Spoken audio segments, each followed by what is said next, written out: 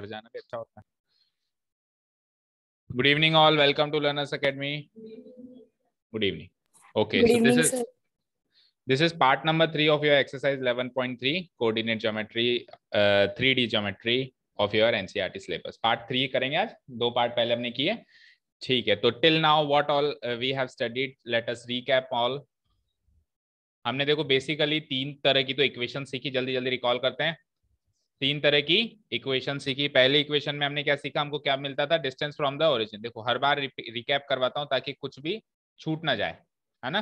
Distance from the origin, साथ में क्या मिलता है, normal vector, right. Normal vector मिलेगा।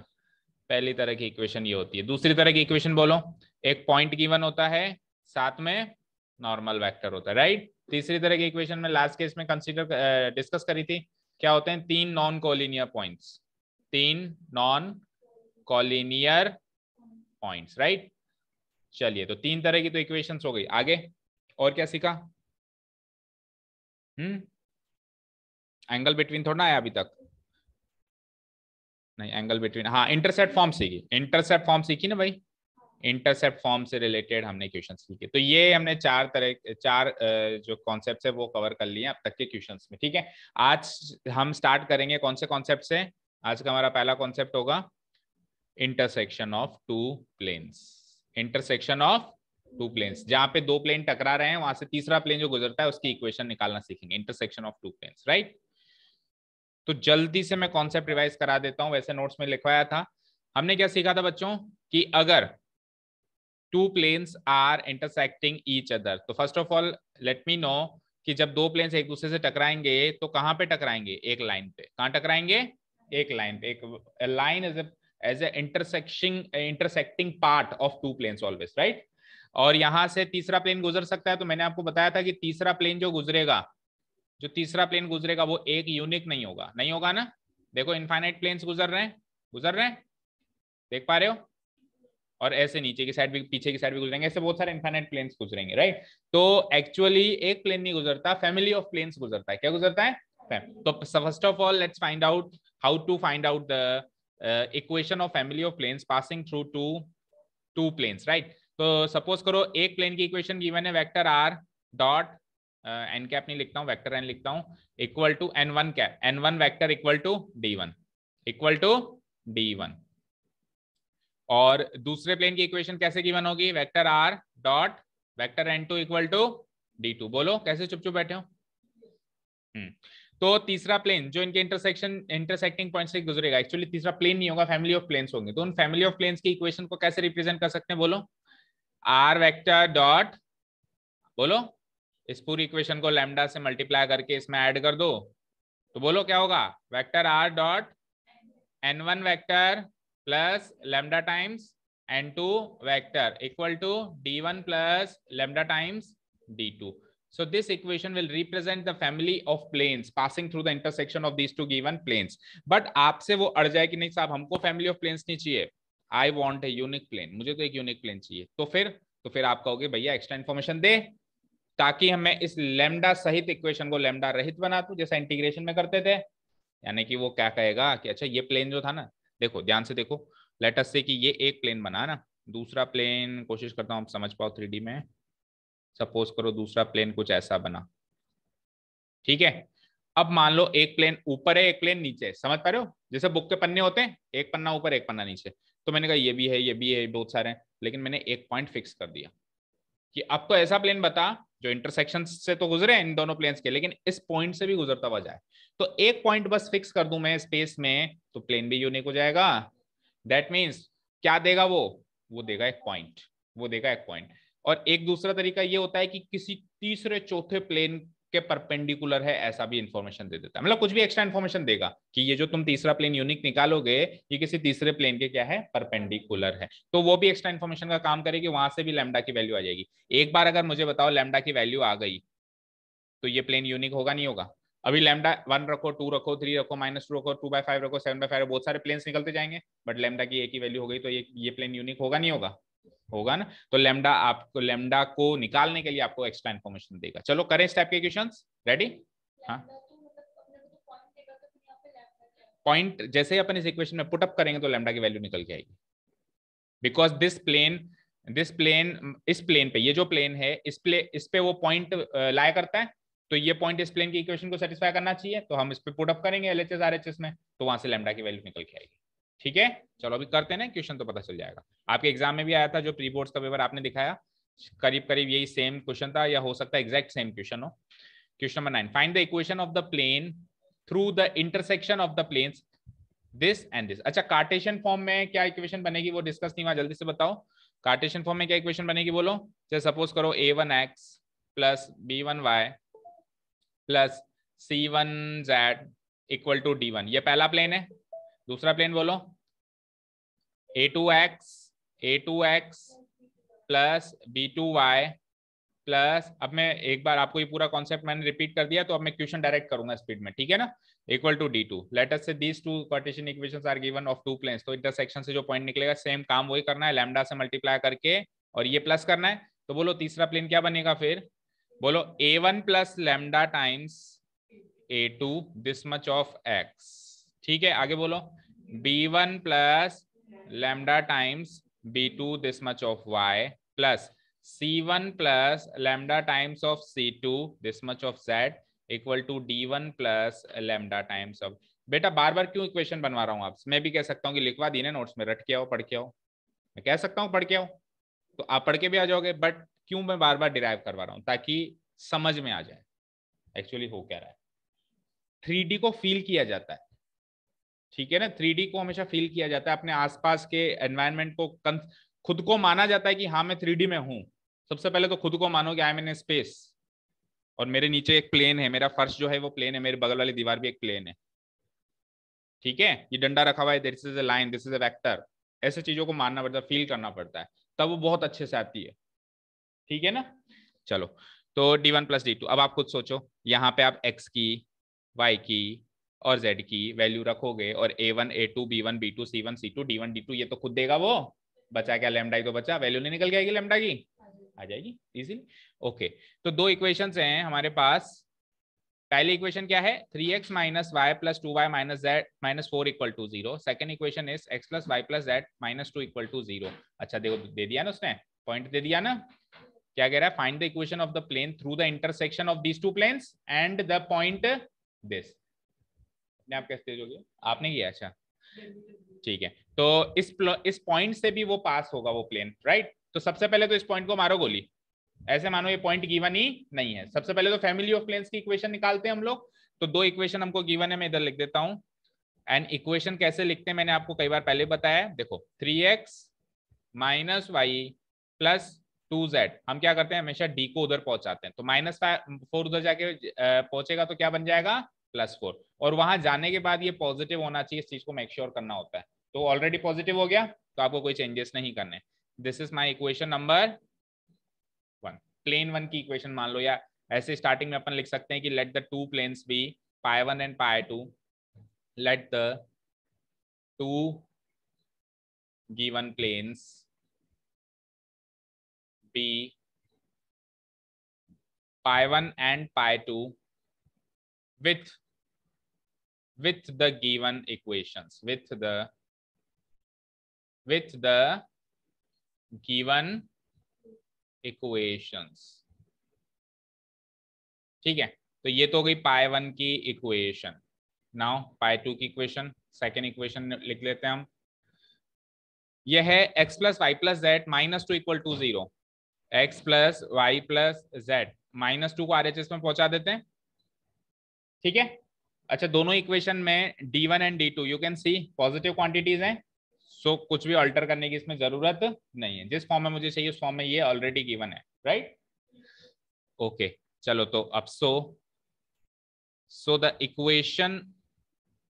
the equation of the family of planes, the equation of the family of planes passing through the intersection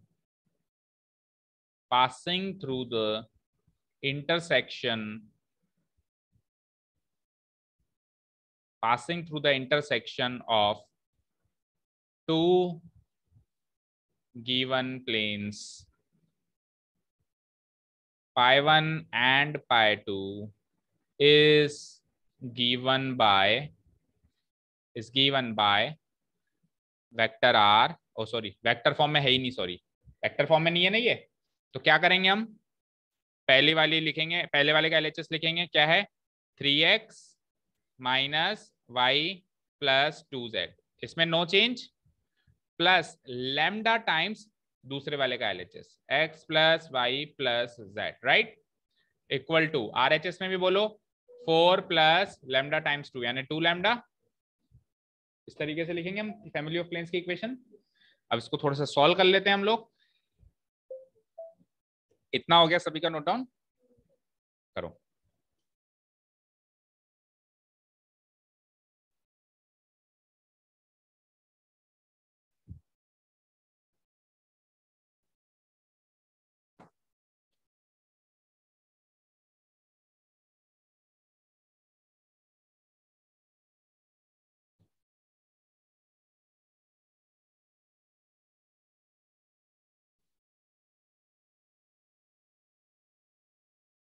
हो गया इतना note down.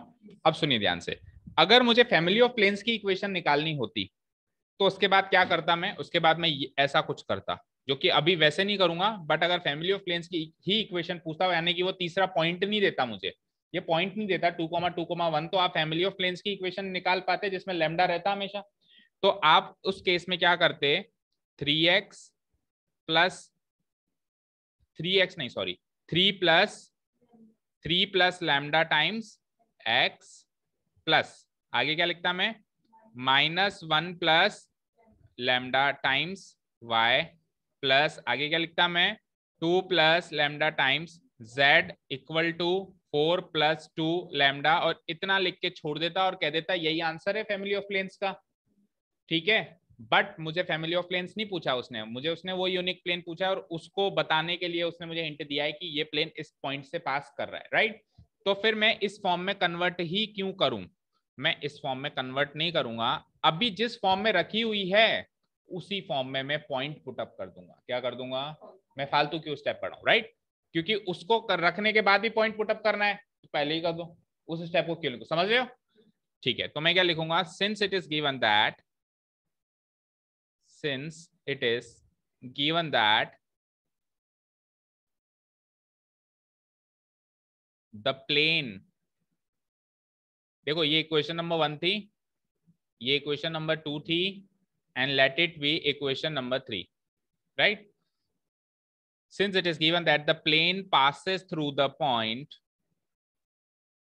plane passes through the point, point क्या है 2,2,1, so it must satisfy the, so it must satisfy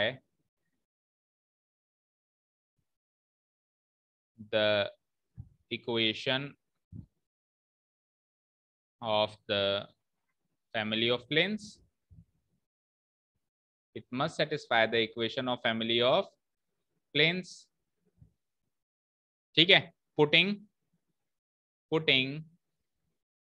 x, y, z equal to 2,2,1 in equation number 3, in equation number 3।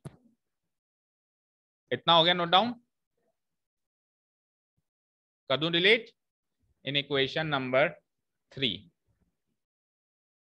we get, अब मुझे बताओ क्या था पहले, एक बार मुझे इक्वेशन बता दो, डिलीट हो गई है, फिर से बोलो क्या है, क्या 3x minus y plus 2z plus lambda times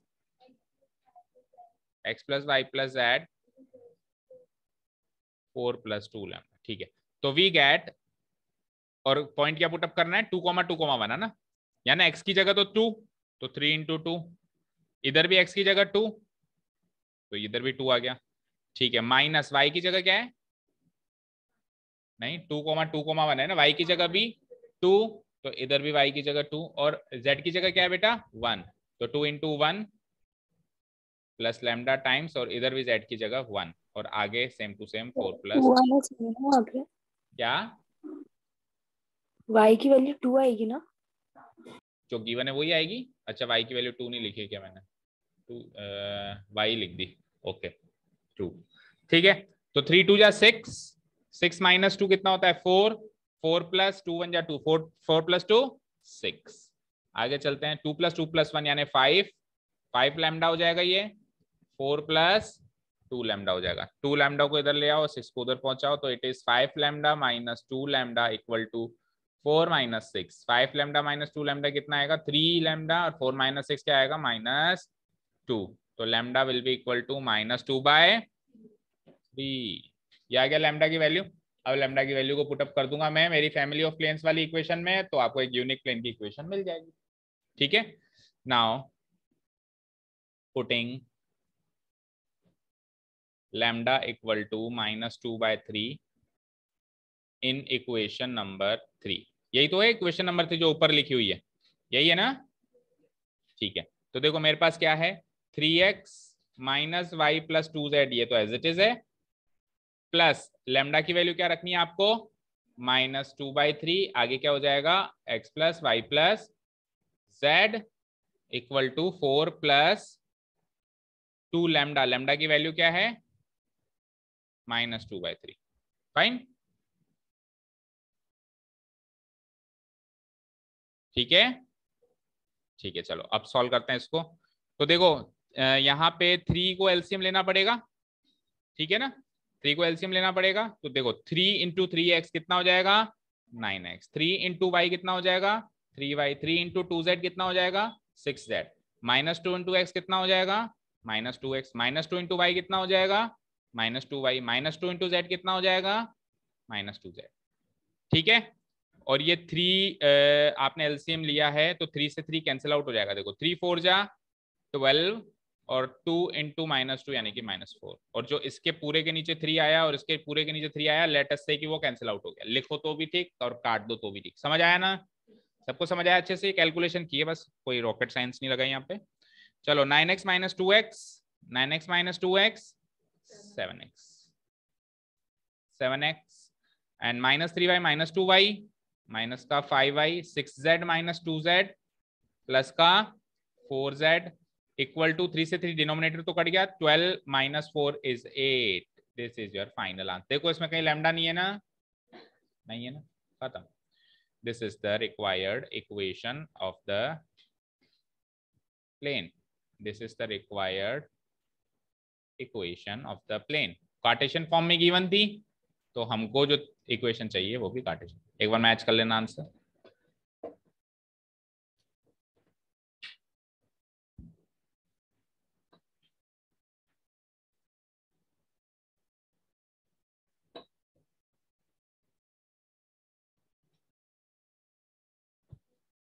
सही है, 8 को इस साइड ले जाओ कोई फर्क नहीं पड़ता, -8 कर दो। ठीक है, 8 को इस साइड लेकर -8 इक्वल टू 0 कर दो। फाइन, समझ आया सभी को? ठीक है, तो आप देखोगे कि मेरे को तो बहुत आसान लगते हैं इंटरसेक्शन ऑफ टू प्लेन्स वाले कॉन्सेप्ट, जो क्वेश्चन है काफी आसान लगते हैं, बट ये है कि बस थोड़ा सा लेंदी रहते हैं। कैलकुलेटिव पार्ट आप कह सकते हो ज्यादा है कि पहले तो लैम्डा पुट करो, फिर वैल्यू निकालो, फिर वापस पुट करो, 2 3 बार वो काम हो जाता है। बट इसमें कोई टेक्निकल ऐसी चीज नहीं है जो समझ में नहीं आ रही हो। ये इंटीग्रेशन में भी करते थे अपन, लैम्डा सी आ जाता था वहां पे आर्बिट्रेरी कांस्टेंट, फिर सी को अपन हटाते थे ना, ऐसा ही तो कुछ एक्स्ट्रा इन्फॉर्मेशन देते थे अपने को उस टाइम, वो कि इस प्लेन ये पॉइंट से गुजर रहा है या ऐसा कुछ, राइट? चलें आगे, चलें नेक्स्ट क्वेश्चन पे। ओके, अब क्वेश्चन नंबर 9 तो हो गया। 10th देखो क्या कहता है, 10th सेम है बिल्कुल एग्जैक्टली। फर्क क्या है कि वो कार्टेशियन फॉर्म थी और ये क्या है, तो वेक्टर फॉर्म में अपने को कोई तकलीफ होनी नहीं चाहिए। ठीक है, देखो पहली इक्वेशन क्या है, वही स्टेप्स वगैरह लिख लोगे ना आप, मैं विदाउट स्टेप्स करवा दूं इसको। लेट अस से कि π1 की इक्वेशन हो गई वेक्टर r डॉट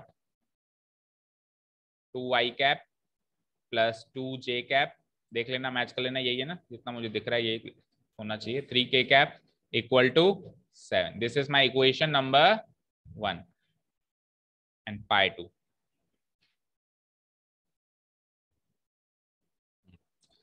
π2 की इक्वेशन है vector r dot product 2i cap plus 5j cap plus 3k cap equal to 9। Equation 9 है ना, ठीक है। अब जो तीसरा प्लेन होगी उसकी इक्वेशन क्या हो जाएगी, लेट इट बी, अगर मान लो तीसरा प्लेन को मैं पाई 3 मान लेता हूं, वैसे तो फैमिली ऑफ प्लेन्स है, तो उसकी इक्वेशन क्या हो जाएगी, वेक्टर आर तो रहेगा रहेगा रहेगा, बड़ा ब्रैकेट लगा देता हूं, ये तो एज इट इज रहेगा पहला, तो 2i cap plus 2j cap minus 3k cap, और जो दूसरा है, दूसरा n2 वेक्टर है, ये क्या है n2 वेक्टर, तो ये क्या हो जाएगा लैम्डा टाइम्स मल्टीप्लाई हो जाएगा 2i cap plus 5j cap plus 3k cap, and उधर क्या हो जाएगा RHS में 7 प्लस लैम्डा 9 लैम्डा लिख देते हैं, लैम्डा 9 लिख पाएंगे हम 9 लैम्डा। तो ये फैमिली ऑफ प्लेन्स की तो इक्वेशन आ गई, बोलो कोई दिक्कत। अब अगर वही सेम चीज अगर आपसे फैमिली ऑफ प्लेन्स की इक्वेशन पूछता तो आप इसको एंड में ऐसे तो नहीं छोड़ के जा सकते, बड़ी अजीब सी दिख रही है, तो कैसे सॉल्व करके लिख के आते हैं आप इसको, अगर मान लो फैमिली ऑफ प्लेन्स की इक्वेशन पूछता आप ऐसे लिख के आते हैं, आर और आई कैप के कॉम्पोनेंट्स एक साथ करके आते हैं ना, तो क्या लिखते हैं आप 2 plus 2 lambda times I cap, फिर वाई जे कैप के कॉम्पोनेंट्स बोलो 2 प्लस 5 लैम्डा टाइम्स जे कैप, और फिर बोलो आगे -3 प्लस 3 लैम्डा टाइम्स के कैप, और उधर वही 7 प्लस 9 लैम्डा। तो ये काम तो आप कब करके आते जब आपको इतना ही काम करना होता, बट बिकॉज आपको लैम्डा को हटाना है तो ये स्टेप वेस्ट है, फिर आपको वैसे भी लैम्डा नहीं दिखाई देना कहीं भी, तो फिर हम क्या करेंगे इसी इक्वेशन में उस पॉइंट को पुटअप कर देंगे जो कि हमको गिवन है।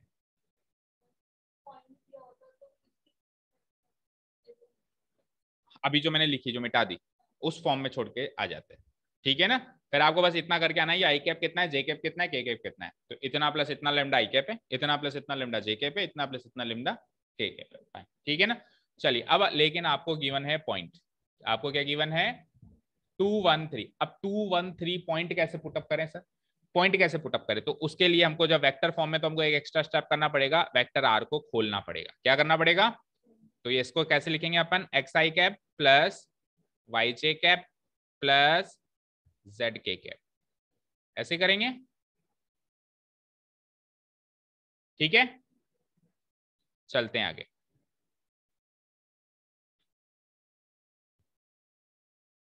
देखो इस बार तो आपको उस फॉर्म में लिखना ही पड़ेगा, जो अभी अपन ने स्टेप मिटाई ना बेटा उस फॉर्म में लिखना ही पड़ेगा, नो ऑप्शन। कैसे, देखो एक बार ट्राई करते हैं, फिर अपन एक कंक्लूजन पे पहुंचेंगे कि लिखना जरूरी था कि नहीं था। एक बार लिख तो लेते हैं, बोलो क्या लिखूंगा, 2 प्लस 2 लैम्डा आई कैप, आगे बोलो 2 प्लस 5 लैम्डा जे कैप, आगे बोलो -3 plus 3 lambda K cap equal to 7 plus 9 lambda. अब आप इसमें सबसे पहला काम तो ये करें पॉइंट पुटअप करते हैं, तो क्या पुटअप करना है, पॉइंट की जगह x, y, z equal to क्या क्या 2, 1, 3 ये पुटअप करना है। और सपोज करो आप x, y, z की में कन्वर्ट ना करे, बिना ही पुटअप करना चाहते तो क्या करते, आप 2, 1, 3 का पोजीशन वेक्टर निकालते, क्या निकलता है इसका position vector 2i cap plus J cap plus 3k cap, और इस पोजीशन वेक्टर को पुट कर देते वेक्टर आर की जगह, तो भी वो काम तो वही होता, उसमें एक्स वाई जेड में कन्वर्ट करने की जरूरत नहीं पड़ती, बट वो ज्यादा कंफ्यूजिंग लगता है, इसलिए आपने पॉइंट को तो सिंपली एक्स वाई जेड ही माना है, वेक्टर फॉर्म में नहीं लिखा है, ठीक है। तो ये पुटअप करूं अगर मैं, तो x की जगह 2 पुटअप करना है बेटा, तो हुआ तो हो तो वही रहा है, देखो x की जगह 2 पुटअप करेंगे क्या होगा बताओ, 2i कैप, वही पोजीशन वेक्टर ही बन रहा है, y की जगह पुटअप करेंगे तो j कैप, और z की जगह 3 पुटअप करेंगे तो 3k कैप, बाकी वाला एक बार के लिए एज इट इज उतार दो, और फिर अपन करने बैठते हैं इसका डॉट प्रोडक्ट।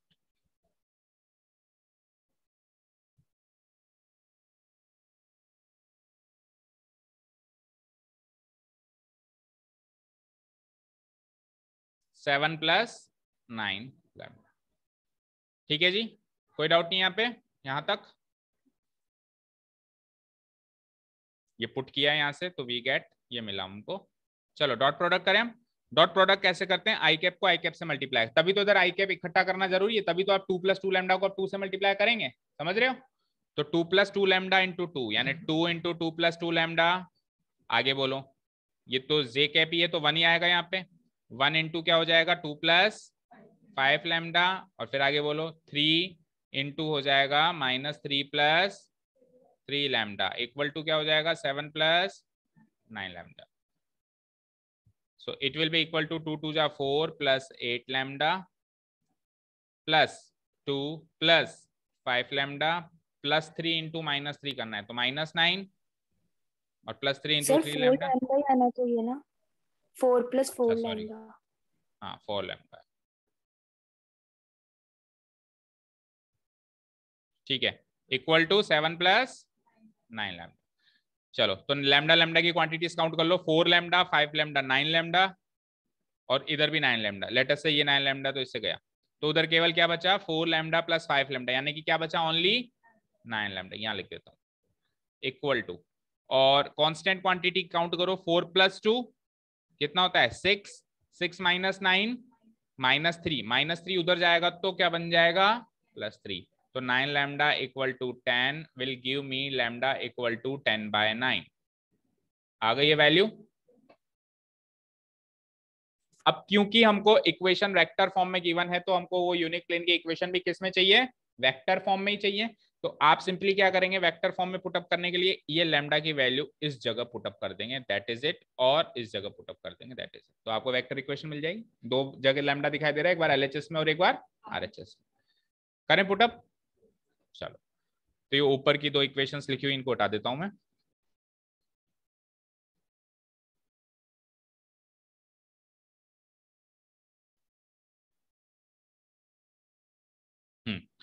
तो क्या है बोलो वेक्टर R डॉट प्रोडक्ट ये simply as it is no change. फिर नेक्स्ट स्टेप में सॉल्व होगा ही होगा. अभी के लिए no change. 2i cap plus 2j cap minus 3k cap plus lambda की वैल्यू क्या आई 10/9 into 2i cap plus 5j cap plus 3k cap equal to 7 + 9 lambda है ना. तो 7 + 9 इंटू लैम्डा की वैल्यू क्या मिली अपने को 10/9.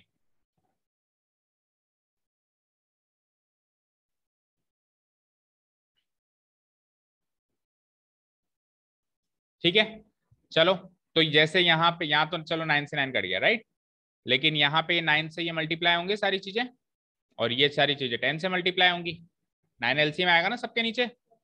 ठीक है तो करते हैं मल्टीप्लाई. 9 2 जा ये vector R as it is 9 2 जा 18i कैप फिर 9 2 जा 18j कैप फिर 9 3 जा 27k कैप फिर 10 2 जा 20i कैप 10 5 जा 50j कैप एंड 10 3 जा 30k कैप और ये 9 उधर जाके मल्टीप्लाई हो जाएगा. उधर बचा क्या ये देख लो पहले. इधर 10 बचा. 7 + 10 क्या होता है 70. ये 70 बन चुका था तो 70 × 9 यानी कि 630 राइट. ये 9 होगा सर 17 आएगा ना. 17 मल्टीप्लाई कर दिया. मल्टीप्लाई दिख रहा था ना 17 और 17 9 जा 153. ठीक है चलिए तो फाइनल स्टेप कर रहा हूं मैं. इसको डिलीट कर देता हूं. तो अब आपको केवल ये आई कैप जे कैप एंड के कैप के कंपोनेंट्स ही एड अप करने. वेक्टर R डॉट प्रोडक्ट 18 + 20 यानी कितने आई कैप हो गए 38 आई कैप. 18 + 50 कितने हो गए 68 जे कैप और -27 + 30 यानी कि +3k कैप इक्वल टू 153. इसमें से 3 कॉमन आ रहा है क्या नहीं आ रहा. अगर 3 कॉमन आता तो कट जाता है इसमें से इसमें से इसमें से और इसमें से बट नहीं आ रहा तो this is the final answer. Match करो. वेक्टर फॉर्म में ही होना चाहिए मोस्ट प्रोबेबली आंसर. और इस फाइनल आंसर में कहीं भी लैम्डा नहीं है देख लो क्या है सही है. और इस फाइनल आंसर में कहीं पर भी लैम्डा जैसी कोई चीज नहीं है वो हमने एलिमिनेट कर दी. ठीक है तो इंटरसेक्शन ऑफ 2 प्लेन्स और एक पॉइंट गिवन ये क्लियर है सबको. चाहे कार्टेशियन में आए चाहे से वेक्टर फॉर्म में. एक एक बार करके बस एक एक बार भी खुद करके देखोगे ना तो फिर क्रिस्टल क्लियर हो जाएगा. ठीक है अब इसी पैटर्न में इक्वेशन और है बट उसमें पॉइंट गिवन नहीं है. उसमें पॉइंट गिवन नहीं है। क्वेश्चन नंबर 11 रीड आउट करते हैं। Find the equation of the plane through the line of intersection of the plane this and this. लेकिन अब पॉइंट गिवन नहीं है। क्या गिवन है? मैंने क्या कहा था, एक कोई तीसरा प्लेन दे देगा और उसके ये परपेंडिकुलर है, राइट। अब वो परपेंडिकुलर है तीसरे प्लेन के, ये इंफॉर्मेशन हेल्प करेगी लैम्डा को हटाने के लिए। पहले लैम्डा लगाए तो सही, मतलब पहले फैमिली ऑफ प्लेन्स की इक्वेशन तो बना लें, फिर बात करेंगे सर ये परपेंडिकुलर को कैसे अपन किस नजरिए से देखेंगे और कैसे लैम्डा हटेगा, वो बात की बात है। तो first of all family of जो तीसरा प्लेन निकलेगा ना वो इस चौथे प्लेन के परपेंडिकुलर, यानी इन ऑल चार प्लेन्स का जिक्र है यहाँ पे। दो प्लेन्स तो हैं, इनके पॉइंट ऑफ इंटरसेक्शन से तीसरा प्लेन जा रहा है, वो तीसरा प्लेन जो जा रहा है वो इस चौथे प्लेन के परपेंडिकुलर है। ठीक है, ऐसा है। मतलब मान लो जैसे इस लाइन को मैं प्लेन मान लूं, अब वैसे प्लेन है नहीं, लाइन है, और ये दूसरा प्लेन है, तो इस प्लेन के इंटरसेक्शन से ये तीसरा प्लेन निकल रहा है और ये तीसरा प्लेन इस चौथे प्लेन के परपेंडिकुलर है। ठीक है, समझ आया? ओके, तो पहले तो हम फैमिली ऑफ प्लेन्स निकाल लेते हैं। फैमिली ऑफ प्लेन्स की इक्वेशन मतलब, तो वही दो इक्वेशन लिख लेता हूं मैं जल्दी से, पाई 1 एंड पाई 2। तो पाई 1 है x plus Y plus z. Cartesian में थोड़ा सा आसान लगती है हमको प्लेन की इक्वेशंस। लाइन की इक्वेशन अपने को वेक्टर फॉर्म में आसान लगती थी और कार्टेशियन में अजीब सी लगती थी, x minus x1 divided by a1, है ना। और यहाँ पे प्लेन में उल्टा है, प्लेन में कार्टेशियन आसान लगती है भाई, ax plus by plus cz plus t equal to 0, और वेक्टर फॉर्म में थोड़ी सी अटपटी सी लगती है। ठीक है, तो this is equation number 1 and pi 2 बनता है 2x plus 3y plus 4z equal to 5। This is equation number. तो फर्स्ट ऑफ ऑल पाई 3 निकालते हैं, यानी फैमिली ऑफ प्लेन्स निकालते हैं। बड़ा आसान है, x plus Y plus Z plus lambda times of 2x plus 3y plus 4। इससे आसान काम तो कुछ होगा ही नहीं। 1 प्लस 5 लैम्डा दुनिया का सबसे आसान काम लगता है। ये एक्स वाई जेड क्या है? एक्स वाई जेड क्या होता है बेटा? आर वेक्टर ही तो होता है। कार्टेशियन फॉर्म में आर एक्स वाई जेड में कन्वर्ट हो जाता है ना, तो ये अभी कार्टेशियन फॉर्म में है ना अपन, तो इसमें जहां जहां आपको एक्स वाई जेड दिख रहा है यही वेक्टर आर है। ठीक, देखो अपने को ऐसे गिवन है ये 1 इंटू एक्स प्लस, देखो ये ऐसे गिवन है 1 into X plus 1 into Y plus 1 into Z equal to 1, ऐसे गिवन है। अब इसमें से x plus Y plus Z को तो मानो आप वेक्टर आर डॉट प्रोडक्ट, और 1 + 1 + 1 को मानो आप आई कैप जे कैप के कैप, ये है वेक्टर n। अब इसमें से क्या निकल के आएगा? X i cap y j cap z k cap, फिर x into 1 x y into 1 y, ऐसे ही। ठीक है, ओके। तो ये फैमिली ऑफ प्लेन्स तो बना लिया सबने, कोई दिक्कत नहीं है। अब अपने को कोई पॉइंट वाइंट गिवन नहीं है कि अपन सीधे एक्स और वाई और जेड की वैल्यू निकाले, इतना आसान अब की बार है नहीं। अब की बार क्या गिवन है कि ये जो प्लेन है ये किसी चौथे प्लेन से क्या है बेटा? परपेंडिकुलर। अब याद करो कि अगर दो प्लेन, अब आप कहते हो ना कि सर हमारे तो कट गया एंगल बिटवीन टू प्लेन्स, तो बेटा जब कट गया एंगल बिटवीन टू प्लेन्स तो फिर इसको क्या मानोगे? कटा हुआ मानोगे, ओमिटेड मानोगे, नॉट ओमिटेड मानोगे? ये तो इंटरसेक्शन ऑफ टू प्लेन्स है, ये तो इंटरसेक्शन ऑफ टू प्लेन्स है, ये कहाँ एंगल आपसे पूछ रहा है, तो इसीलिए एंगल पढ़ना जरूरी है। जरूरी है, तो जब अपन एंगल पढ़ा था हमने उसमें ये सीखा था कि दो लाइंस हों या दो प्लेन्स हों, अगर वो परपेंडिकुलर हैं तो उनके डायरेक्शन रेशियोज में एक रिलेशनशिप होगा। क्या रिलेशनशिप होगा? उनके डायरेक्शन रेशियोज का प्रोडक्ट का सम 0 होगा। a1 a2 plus b1 b2 plus c1 c2 equal to 0। And if they are parallel तो फिर उनके डायरेक्शन रेशियोज प्रोपोर्शनल होंगे। a1 by a2 equal to b1 by b2 equal to c1 by c2 equal to some non zero scalar lambda, ये होगा। ठीक है, अगर line है तो यही चीज small a1 small b1 small c1 हो जाएगी, उसके डायरेक्शन वेक्टर के रेशियो। और अगर प्लेन है तो यही चीज कैपिटल A1 कैपिटल B1 और कैपिटल C1 हो जाएगी। प्लेन के केस में उसके नॉर्मल वेक्टर की बात करेंगे, लाइन के केस में उसके डायरेक्शन वेक्टर की बात करेंगे। समझ में आई बात? बाकी चीज एग्जैक्टली सेम है, चीज बिल्कुल एग्जैक्टली सेम है। तो अब सपोज करो कि वो जो चौथा वेक्टर है, जो चौथा प्लेन है, पाई 4 रख देता हूं मैं उसका नाम। क्या गिवन है आपको बोलना, थोड़ा स्पेस छोड़ दो, इसको थोड़ा सा अपन कन्वर्ट करेंगे अभी नीचे। x minus Y plus z equal to c. Fine, अब इसमें से एक बार आपको इसको मॉडिफाई करके एक्स एक्स के कंपोनेंट्स, वाई वाई के कंपोनेंट्स एंड जेड जेड के कंपोनेंट्स एक जैसे करने ही पड़ेंगे, कोई और चारा है नहीं। तो बोलो क्या लिखूंगा, 1+1+2 लैम्डा टाइम्स एक्स, आगे बोलो 1+3 lambda times y plus 1+4 lambda times z equal to 1+5 lambda. अब मान लो ये जो तीसरा प्लेन है इसकी स्टैंडर्ड फॉर्म है, मान लेते हैं a1x प्लस b1y। भाई उन दोनों प्लेन को तो अब भूल जाओ, इसको और इसको तो भूल जाओ। अब तीसरा प्लेन ये है और चौथा प्लेन ये है, ठीक है। तो लेटस से इसमें कलर चेंज कर देते हैं अपन। लेटस से इसकी इक्वेशन है स्टैंडर्ड फॉर्म में a1x प्लस b1y प्लस, मैं जानबूझ के स्पेस छोड़ छोड़ के लिख रहा हूं, उसकी सीध में लिख रहा हूं ताकि कंपेयर हो पाए, right. c1z equal to d1, ठीक है। और सेकंड जो प्लेन दिख रहा है आपको ये π4, इसकी इक्वेशन लेटस से है a2x plus b2y plus c2z equal to d2। तो आप a1 b1 c1 d1 a2 b2 c2 d2 की वैल्यूज निकाल पाएंगे। ऐसा करने से आप वो वैल्यूज निकाल पाएंगे। अच्छा, परपेंडिकुलर में d1 d2 का तो कोई काम ही नहीं होता, क्योंकि एंगल बिटवीन टू प्लेन्स हो या लाइन्स हो हमेशा उसकी डायरेक्शन की बात करता है। तो हम केवल a1 b1 c1 and a2 b2 c2 की वैल्यूज यहां से निकालते हैं। देखो यहां से तो a1 b1 c1 की वैल्यू आ जाएंगी। बोलो a1 की वैल्यू क्या आ रही है, 1+2 लैम्डा, एंड b1 की वैल्यू बोलना 1+3 लैम्डा, एंड c1 की वैल्यू बोलना 1+4 लैम्डा। और d1 की आ रही है ये, लेकिन लिखने से मतलब है नहीं क्योंकि एंगल में इसका कोई काम है नहीं, ठीक है जी। और यहां से बोल दो जरा कि a2 की क्या वैल्यू आ रही है 1, b2 की क्या वैल्यू आ रही है -1, एंड c2 की क्या वैल्यू आ रही है बोलो 1 +1 अगेन, ठीक है। यहां तक क्लियर है। Now it is given that the two planes are what, perpendicular, ये गिवन है ना। Now it is given that the planes π3 and π4 are perpendicular.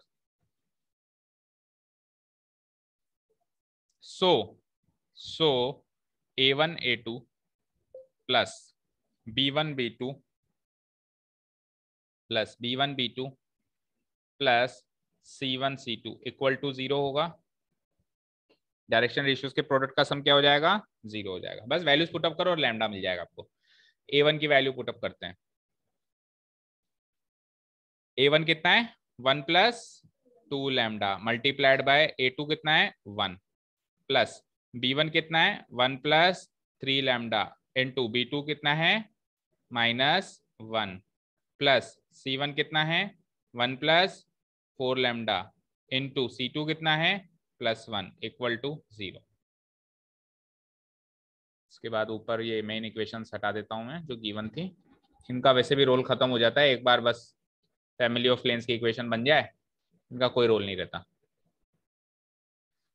ठीक है। चलो करते हैं मल्टीप्लाई। तो 1 से मल्टीप्लाई करेंगे तो 1+2 लैम्डा ही रहेगा, और वो -1 से मल्टीप्लाई होगा तो -1 -3 लैम्डा हो जाएगा, और फिर वो वापस +1 से मल्टीप्लाई होकर क्या हो जाएगा 1+4 लैम्डा इक्वल टू 0, ठीक है। 1 -1 तो हटाओ, और बोलो 2 लैम्डा प्लस 4 लैम्डा 6 लैम्डा, 6 में से 3 लैम्डे गए तो कितने लैम्डे बचे, 3 ही बचे, है ना। Consider it as a object, तो मैथ्स करने मजा आएगा। ओके, कांस्टेंट में क्या बचा हमारे पास +1, जो कि उधर जाके क्या बनेगा, क्या वैल्यू है इस लैम्डे की -1,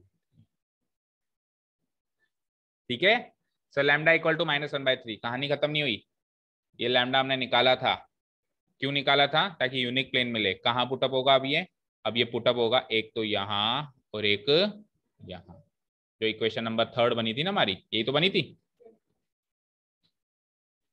ठीक है। तो इसके नीचे का मैं एक बार डिलीट कर देता हूं और इसी इक्वेशन के आगे इसको पुटअप कर देता हूं to get the final unique plane.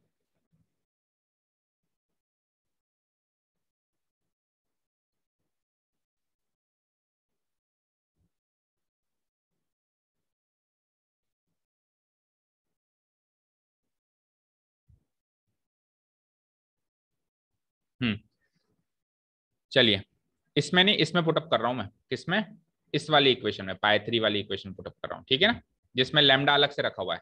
अब इसमें अगर लैम्डा पुटअप करूंगा तो कितनी बार पुटअप करना पड़ेगा, 4 बार, 1 2 3 4। और उसमें अगर रखते हैं तो केवल 2 बार पुटअप करना पड़ेगा, एक बार LHS में और एक बार RHS में। तो अच्छा ये होगा कि उसी में पुटअप करें। तो मेरी पाई3 की जो इक्वेशन बनेगी, यूनिक प्लेन जो बनेगा वो बनेगा x + y + z plus lambda की क्या वैल्यू आई है, -1/3 मल्टीप्लाइड बाय आगे क्या है 2x + 3y + 4z equal to 1 + 5 लैम्डा। अगेन लैम्डा की क्या वैल्यू आई है, -1/3। तो 3 से जैसे अभी तक करते हैं सारे फॉर्म इक्वेशंस में, 3 × x 3x + 3y + 3z और माइनस से करना multiply, -1 × 2x -2x -3y -4z और फिर 3 से इधर मल्टीप्लाई करना। तो देखो 3 से इधर मल्टीप्लाई करेंगे, पहले इसको सॉल्व कर लेते हैं। चलो 3 × 1 = 3, 3 × 1 = 3 और -5 डिवाइडेड बाय 3 हो जाएगा। तो फिर ये इधर वाले जो एलसीएम में 3 आया, जैसे इसके नीचे जो 3 आया वो उससे कट जाएगा, तो लिखो नहीं तो भी चलेगा, केवल 3 - 5 यानी कि -2 बच गया। चलो जी 3x - 2x x, 3y - 3y पूरा ही कट गया, 3z - 4z -z और -2 को भी इधर ले आए तो +2।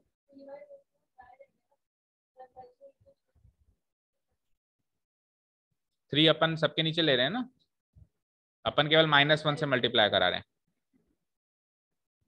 ठीक है। 3 तो अपन 3 से काट नहीं रहे इसको, है ना, 3 को अपन सबके नीचे ले रहे हैं ताकि ये 3 इस 3 से कट जाए, ठीक है ना। ओके तो x माइनस, आप चाहे वैसे करके देख लो, फाइनल आंसर ये आएगा, x - z + 2 = 0। मैच करो आंसर।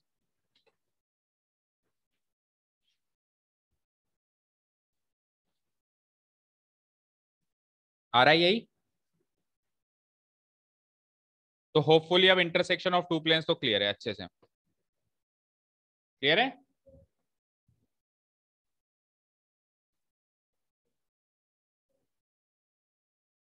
Yes sir. चलिए तो intersection of two planes clear है, तो बढ़ते हैं आगे। कर दूं इसको डिलीट।